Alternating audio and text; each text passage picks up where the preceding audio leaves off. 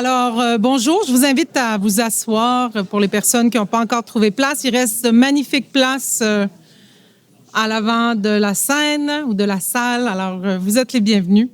Alors, bonsoir, je me présente, je suis Caroline Richard, je suis directrice générale de l'Institut Mallet. Alors, je vous remercie d'être ici en si grand nombre aujourd'hui. On est heureux de vous accueillir, alors merci d'être là. Dans un premier temps, nous sommes heureux d'accueillir Mme Chantal Rouleau, ministre responsable de la Solidarité sociale et de l'Action communautaire. Merci, Mme Rouleau.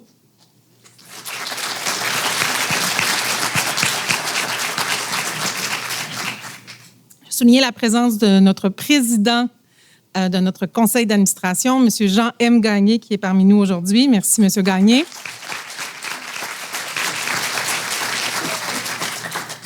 Je sais ceux qui ont participé plus tôt cet après-midi à l'événement de Force Vive organisé par Québec Philanthrope, vous en ressortez bien inspirés.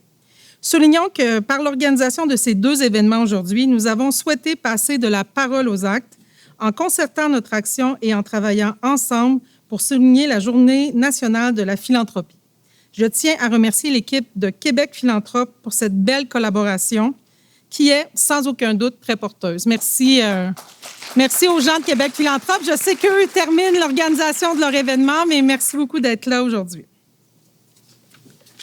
L'événement Philanthropie pour une relève engagée qui débute à l'instant s'inscrit dans la démarche de l'Institut Mallet qui nous mènera à notre grand rendez-vous, qui est le sommet sur la culture philanthropique qui se tiendra les 12 et 13 novembre 2026 au Palais des Congrès de Montréal. Alors, je vous invite tous à noter à votre agenda ce grand rendez-vous. 12 et 13 novembre à Montréal. Nous serons donc réunis à nouveau, jour pour jour, dans un an. Alors, on compte sur votre présence. Nous avons aujourd'hui un horaire bien chargé, mais des plus enrichissants. Je vous invite à être attentifs pour une durée d'environ 1h30. Suivra par la suite notre cocktail où vous pourrez échanger avec vos pairs. Le thème de la relève et des jeunes en philanthropie s'est imposé à la suite de différentes consultations menées par l'Institut auprès de ses abonnés à l'infolette et à des représentants du secteur. Identifié comme un des enjeux et des sujets prioritaires, la relève en philanthropie touche les organisations en plusieurs égards. Il suffit de penser à la relève au niveau des bénévoles, des donateurs, des membres de conseils d'administration ou même au niveau du recrutement de personnel. Les données qui vous seront mises en lumière aujourd'hui visent à mieux comprendre la vision de la philanthropie et de l'engagement des jeunes générations afin d'être en mesure de mieux orienter nos actions et trouver des messages pour mieux mobiliser la jeune génération. Dans quelques instants, nous dévoilerons les résultats de notre sondage. Je sais, vous êtes impatients. Mais je veux tout de suite vous rassurer, ne soyez pas inquiets. Plusieurs données vont vous être présentées. Vous n'aurez pas à les mémoriser.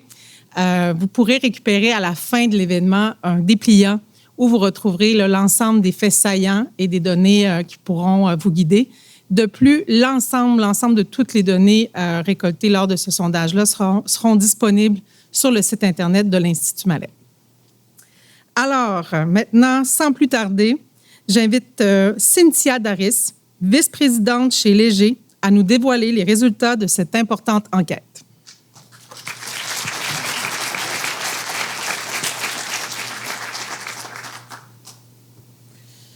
Bonjour tout le monde, Madame la ministre, Mesdames, Messieurs, ça me fait plaisir d'être là. Ça me fait plaisir, je l'espère, de vous apporter un petit peu d'espoir, un petit peu de lumière en ce mois de novembre plutôt gris. Donc, de l'espoir, oui, mais de l'espoir chiffré, de l'espoir scientifique, de l'espoir rigoureux. Donc, c'est un sondage important qu'on a fait, là, Caroline en a parlé. 1000 Québécois, Québécoises âgés de 18 à 40 ans. Donc, on s'intéresse à la relève.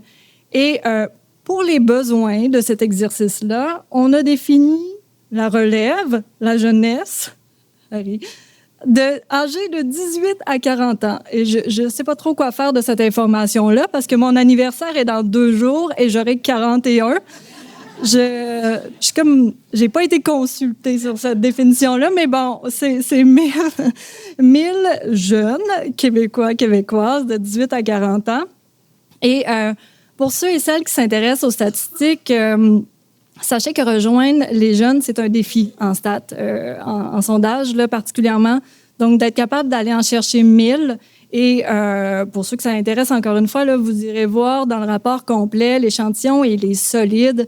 C'est pas un échantillon qu'on va chercher par les réseaux sociaux où on se retrouverait avec 3/4 de femmes. C'est ce qui arrive quand on lance un sondage à tout vent, là. Sinon, il est bien réparti non seulement dans toutes les régions, la proportion hommes-femmes, d'aller chercher le bon nombre de 18-24 aussi, qui sont toujours plus difficiles à répondre au sondage. Bref, vous aurez tout le détail, mais cet échantillon-là, on en est fiers puisqu'il est vraiment représentatif de la relève au Québec. Ça a été effectué au mois de septembre, donc assez récent. Étude exclusive qui nous permet de dégager 5 grands constats. Donc, je vais essayer de vous résumer ça. Là, évidemment, il y a beaucoup plus de résultats dans le rapport complet. Mais ici, si on veut retenir 5 faits saillants, ce serait ceux-là. Le premier porte sur le concept même de philanthropie, le mot comme tel. Donc, c'est, comme on le sait, c'est un concept qui est peut-être flou pour l'ensemble de la population québécoise en général. Je me rappelle, il y a 2 ans, quand j'ai présenté au sommet pour l'Institut Mallet, on s'était amusé avec le concept de philanthropie parce que, bon, on demandait dans le sondage aux Québécois, Québécoises, c'est quoi pour vous? Savez-vous ce que c'est? Et là, on avait de tout. On avait des gens qui pensaient que c'était de la philosophie. On avait des gens qui pensaient que c'était collectionner des timbres. C'est un peu flou pour la population québécoise. C'est flou aussi pour les 18-40 ans. Donc, de façon plus concrète, c'est 46 % des jeunes Québécois, Québécoises qui nous disent qui connaissent bien ce qu'est la philanthropie. Ça, c'est le 18-40. Lorsqu'on s'intéresse aux adultes en général, population générale, 18 ans et plus, on est à 59. Donc, dans les 2 cas, c'est un concept qui est encore abstrait. C'est abstrait, ce qui n'empêche pas la relève d'être capable quand même d'identifier les grandes lignes de qu'est-ce que la philanthropie, ou du moins à quoi ça sert. On l'a séparé en deux grands piliers de la philanthropie. Donc, à votre gauche, vous avez les visées qui sont mieux connues, qu'on appelle les visées réparatrices. Donc, les jeunes et moins jeunes, d'ailleurs, sont capables de dire que, ça sert à venir en aide aux personnes qui sont dans le besoin, ça sert à améliorer le bien-être de la société. Donc, c'est vraiment des visées qu'on appelle réparatrices. La majorité des gens vont associer la philanthropie à ce concept-là. Mais ce qui est intéressant, et 69, 66, 60, 57, là, c'est des chiffres qu'on retrouve dans la population adulte en général aussi. C'est pas propre aux jeunes.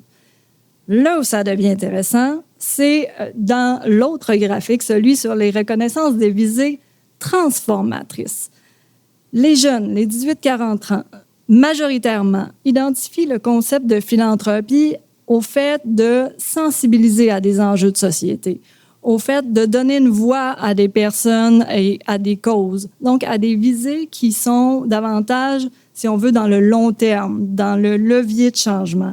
Et ça, c'est beaucoup plus important chez les 18-40. Lorsqu'on reprend ces chiffres-là, par exemple, chez les 18 ans et plus, jeunes et moins jeunes, on obtient seulement 27 % qui associent la philanthropie au fait de sensibiliser à des enjeux de société. On a 64 chez les jeunes, un autre 27 dans la population adulte, on a le double chez les jeunes. Donc, vraiment, cette vision-là qui est plus long terme, qui est plus levier de changement, faire évoluer les perceptions, ça, c'est propre aux 18-40 ans et c'est une de nos principales découvertes dans cette étude-là. Donc, le concept est mal compris, ce qui fait en sorte qu'on a des gens qui ont de la difficulté à s'identifier eux-mêmes comme étant des acteurs philanthropiques. La preuve de ça, c'est que quand on leur demande « Avez-vous déjà posé un geste philanthropique par le passé? » il y a seulement 36 % qui nous répondent « Oui » avec confiance. Il y a un 21 % qui nous répondent « Non ». Et il y a un 40 % qui ne savent pas, tout simplement. Donc, ça fait le point avec on n'est pas sûr de ce que c'est exactement.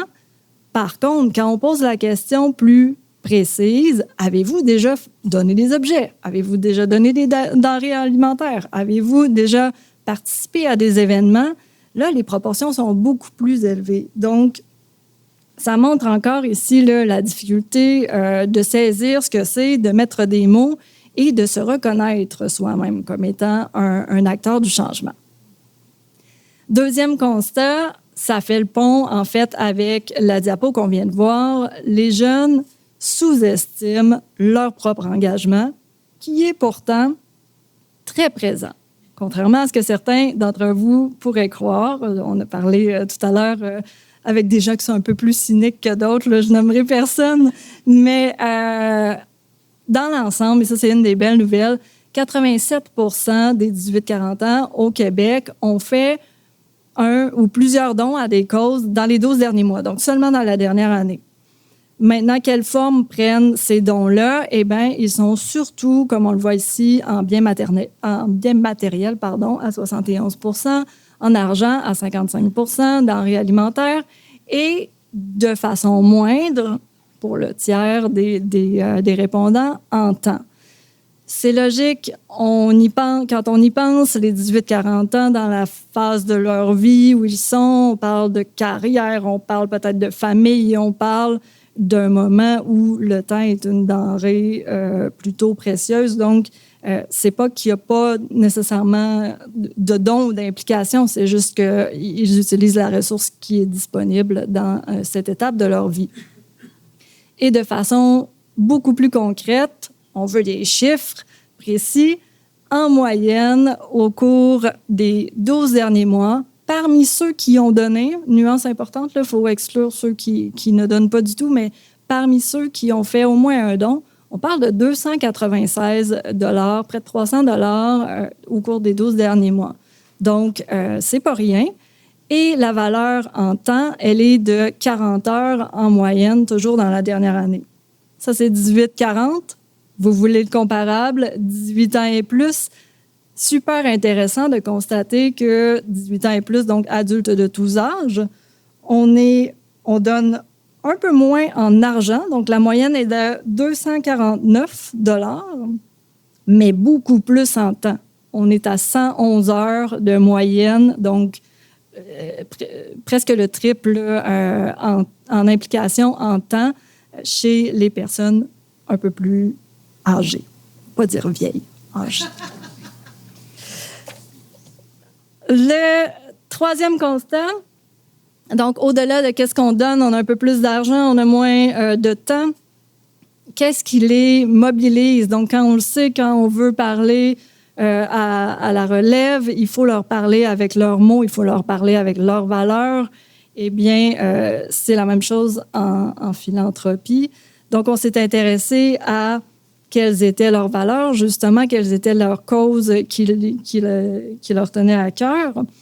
Du côté des valeurs, évidemment, il y en avait plus que ça. Là, on vous présente le top 3, mais je sais que ça va vous intéresser d'aller voir peut-être le détail dans le rapport complet qui est disponible sur le site web d'Institut Maled. Il y en a une liste de 9 ou 10 des valeurs. Le top 3 est le suivant. Le respect, et regardez combien c'est loin devant le respect.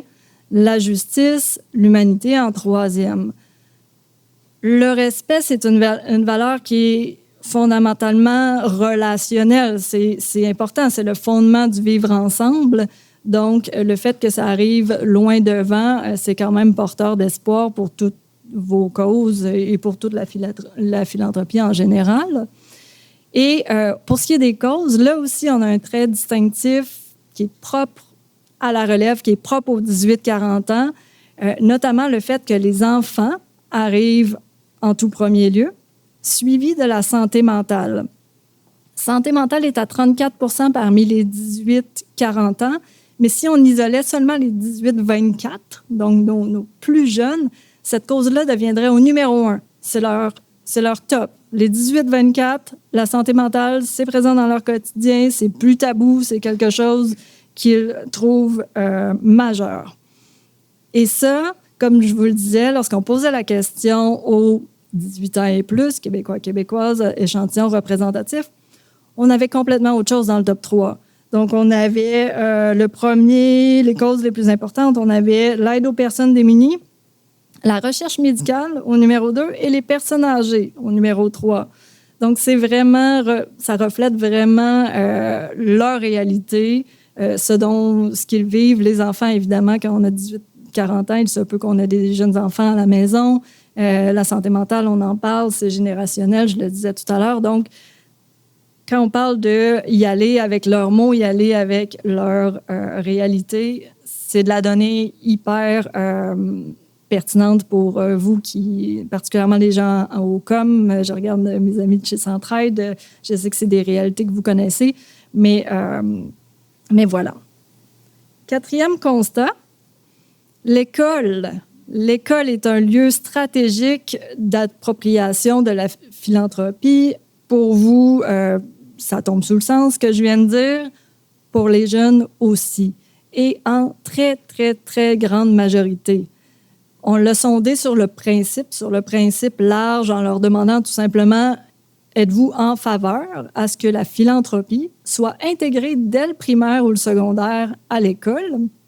Et 86% répondent être en faveur de cela. On peut faire le lien notamment avec... Ben oui, c'est immense, c'est un gros chiffre.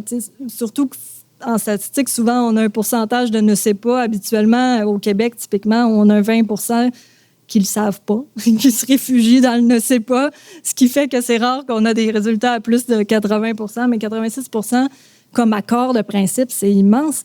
Et ça fait le lien avec ce qu'on voyait tout à l'heure quand je vous disais que les visées transformatrices sont plus fortes, sont plus importantes aux yeux de cette génération-là, cette vision long terme. Donc, le fait qu'on veuille introduire les notions de philanthropie dès un très jeune âge, c'est cohérent avec cette vision long terme. Maintenant, pourquoi faudrait-il amener à l'école dans le programme une notion de philanthropie? On a testé dans le plus concret aussi donc la liste des raisons ou du moins des impacts que ça pourrait avoir d'initier les jeunes à la philanthropie. Je ne les lirai pas tous, mais vous allez le voir, dans le fond, à leurs yeux, si je regroupe ce qu'ils nous ont dit dans le sondage, pour eux, c'est pas seulement apprendre à donner, c'est apprendre à développer des compétences humaines qui sont essentielles, qui vont tenir sur le long terme. C'est apprendre à avoir une meilleure connaissance des enjeux sociaux, des structures, de ce que vous faites, ça fonctionne comment dans la société, et surtout de bâtir une habitude d'engagement qui va être, on l'espère, pérenne. Et ça, ils sont en accord avec ça. Donc, on a vraiment un engagement envers le principe qui est massif. Là, regardez les chiffres qui sont là, ils parlent d'eux-mêmes. Le 5e constat, c'est qu'il y a des freins. Il y a un engouement, il y a un accord, il y a déjà une capacité de mobilisation qui est présente, mais il y a des freins dont on doit tenir compte lorsqu'on souhaite s'adresser à la relève. 2 principaux sont ressortis dans ce sondage-là. On en a testé plusieurs, mais on vous présente les 2 plus importants. Le premier, c'est ce que j'appellerais peut-être ce sentiment d'impuissance où les 2 tiers des jeunes nous disent que leurs gestes sont insuffisants par rapport à l'ampleur des enjeux qu'on doit surmonter. Donc ça, c'est vraiment un frein au sens où il faut combattre ce sentiment d'impuissance-là. On le voit en environnement particulièrement. J'avais la discussion avant qu'on commence. Je crois que pour plusieurs jeunes ressentent un sentiment d'impuissance, mais c'est le cas pour d'autres causes aussi. Et le deuxième frein serait lié davantage à un sentiment d'imposteur. Quand 50%, donc c'est la moitié, qui nous disent que la philanthropie, selon eux, c'est réservé à des gens qui sont mieux établis, mieux nantis peut-être. Ça ne s'adresse pas à moi. Donc ça, c'est vraiment un frein, le deuxième frein qu'il faut combattre lorsqu'on veut s'adresser à la relève. Donc, on vient de le voir, les jeunes ne manquent pas de générosité. C'est pas vrai, c'est pas ce que les chiffres nous disent. Donc, non seulement ils donnent, on l'a vu, ils donnent en argent, ils donnent en temps, en mesure des ressources qui leur sont disponibles, mais surtout, ils ont une visée long terme, ils ont une vision de la philanthropie en tant que levier de changement durable. Et même s'il y a des barrières, maintenant qu'on les a identifiées, dans le fond, il faut seulement leur donner les outils, leur donner les mots. On a vu que le concept de philanthropie, c'est pas clair pour tout le monde et peut-être que ça peut provoquer un certain sentiment d'imposteur. Donc, leur donner les mots et surtout leur donner des façons de se valoriser dans leurs gestes, peu importe la taille du geste. Donc, leur donner la confiance qu'ils sont eux aussi des acteurs de changement. C'est ça.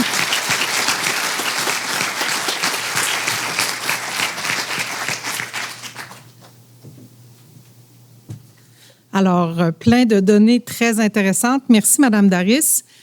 À la lecture de ce sondage-là, la grande équipe de l'Institut, composée de 4 personnes, on s'est posé la question, mais ça veut dire quoi? Qu'est-ce que pour un organisme qui est sur le terrain, qui travaille en philanthropie, ces données-là, qu'est-ce qu'on peut faire avec? Comment on peut les interpréter?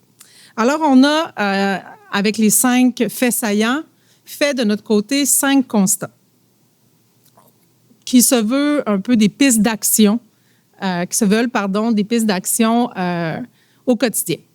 Alors, premier, quand on lit la statistique que les jeunes ont de la difficulté à comprendre le mot philanthropie, et j'insiste pour dire que les jeunes ne sont pas les seuls. On le voit, je sais qu'on l'a souligné, mais c'est important parce que je ne veux pas qu'on cible les jeunes à cet égard-là. Je pense qu'on a tous un travail à faire sur la simplification des messages. Expliquer le mot don. Le mot philanthropie est difficile peut-être à comprendre, mais le mot don. Et lorsqu'on parle de don, ce n'est pas que des dons en argent.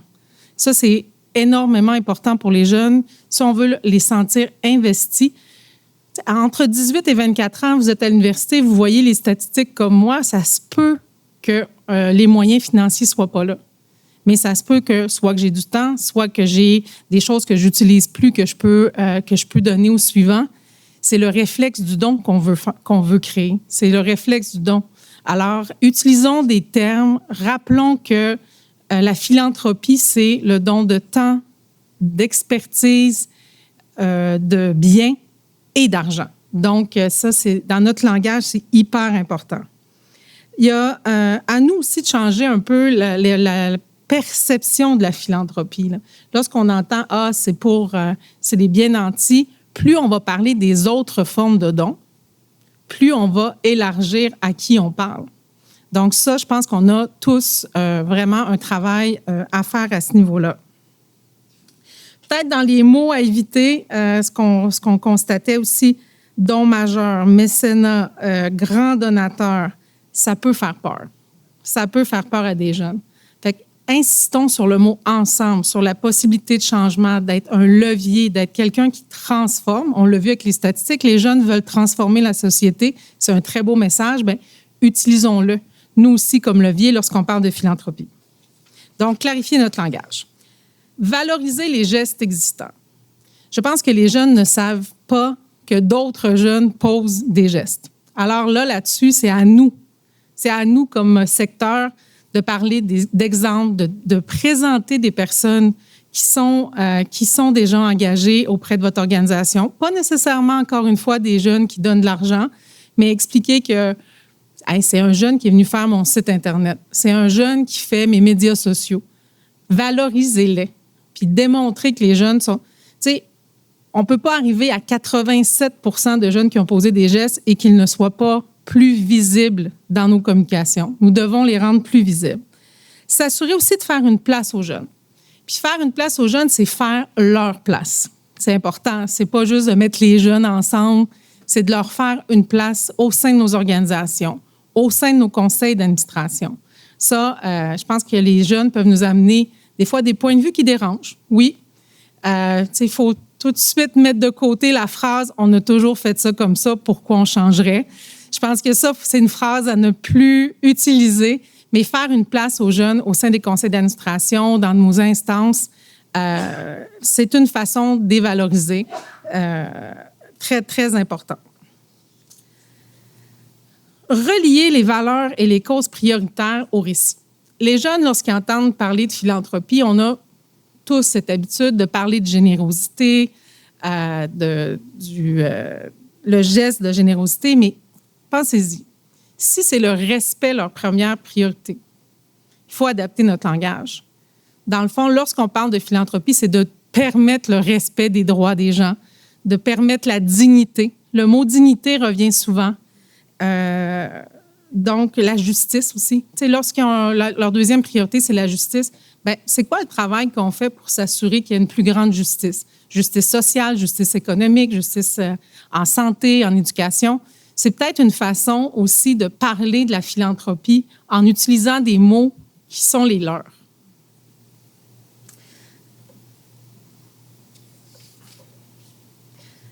Bon, j'ai senti qu'il y avait un grand intérêt pour le 86% des jeunes qui souhaitent avoir plus de philanthropie à l'école.